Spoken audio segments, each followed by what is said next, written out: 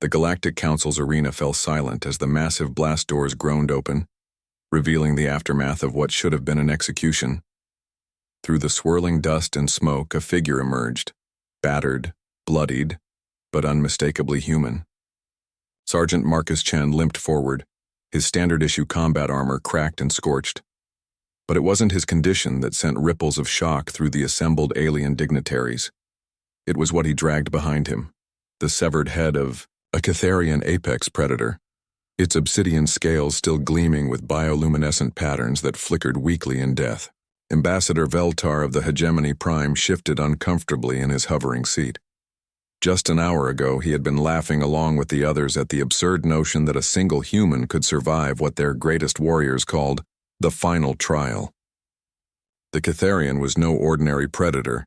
It was a genetically engineered killing machine, bred specifically for their most dangerous hunts, standing 12 feet tall with claws that could slice through reinforced titanium. Impossible, hissed Commander Zixathala, her serpentine features contorting in disbelief. The creature's carapace can withstand plasma fire. How did this primitive accomplish what our best soldiers cannot? The human stopped at the center of the arena, dropping the massive skull with a resounding crash that echoed through the chamber. He looked up at the assembled council with eyes that burned with an intensity that made several delegates unconsciously lean back. "You wanted to test human resolve," Chen said, his voice carrying clearly through the arena's acoustics. "You wanted to see if Earth deserved a seat among your civilized species. Well, here's your answer." 3 days earlier, the Galactic Council had presented Earth with an ultimatum: prove human worth through their ancient ritual of combat, or remain quarantined in their solar system forever. They had chosen Earth's representative carefully, not their strongest, not their smartest, but a simple soldier who had volunteered when no one else would. The aliens had found this amusing. Veltar remembered the laughter that filled the council chambers when the human delegation announced their champion. No genetic modifications, no cybernetic enhancements, no energy weapons. Just a man with primitive kinetic weapons and something the translator struggled to render: stubbornness. But Chen had done something unprecedented in the arena's 1,000-year history. Instead of engaging the Catharian in direct combat, he had studied it. For 6 hours, he had evaded its attacks, learning its patterns, understanding its biology. The alien spectators had grown bored, some even leaving their seats expecting the inevitable conclusion. They had missed the moment when everything changed.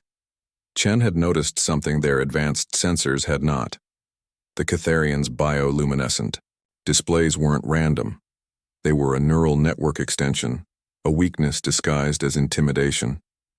While the creature was distracted by what it perceived as another failed escape attempt, Chen had used his combat knife, a simple steel blade. His grandfather had carried in Earth's ancient wars to sever a critical neural pathway behind the beast's skull. The paralysis had been instantaneous, the kill methodical.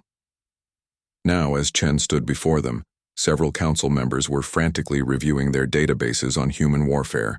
What they found disturbed them greatly. These beings had spent their entire evolutionary history fighting, not just predators but themselves. They had turned warfare into an art form, developed strategies that prioritized adaptation over raw power. "Your species," Chen continued, addressing the council directly, "has forgotten something important about survival. It's not about having the biggest claws or the strongest armor. It's about being willing to do whatever it takes to protect what matters to you." Empress Kalaneth of the Crystal Dominion leaned forward, her crystalline features reflecting the arena's lights. "And what matters to you, human?" Chen's expression softened slightly, though his stance remained unwavering. "My daughter starts school next month. My wife is probably watching this broadcast, worried sick. My planet has 7 billion people who deserve a chance to see the stars." He gestured to the skull beside him. "This thing was bred to be the perfect killer, but it never learned what I learned growing up on Earth." "Which is?" Veltar found himself asking, despite his earlier skepticism. "That sometimes the underdog wins." The silence that followed was profound. The Galactic Council, which had ruled the known galaxy for millennia, based on displays of superior force and advanced technology, found themselves confronted with something they had never encountered, someone who won not through superiority, but through sheer determination to survive. Council leader Mordeth, ancient beyond measure, slowly rose from his seat. His voice, when it came, carried the weight of cosmic authority. In 10,000 years of council history, no species has ever survived the final trial through unconventional means. Chen shrugged, a gesture lost on most of the alien observers. We're an unconventional species. Indeed, Mordeth's multiple eyes focused on the human with something approaching respect. The Council recognizes humanity's petition. Welcome to the galactic community, Sergeant Chen of Earth.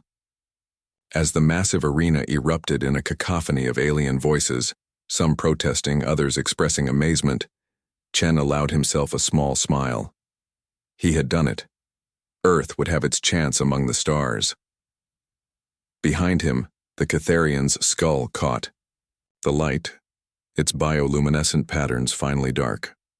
The perfect predator, defeated not by a superior hunter, but by a species that had learned long ago that survival wasn't about being the strongest. It was about being too stubborn to give up.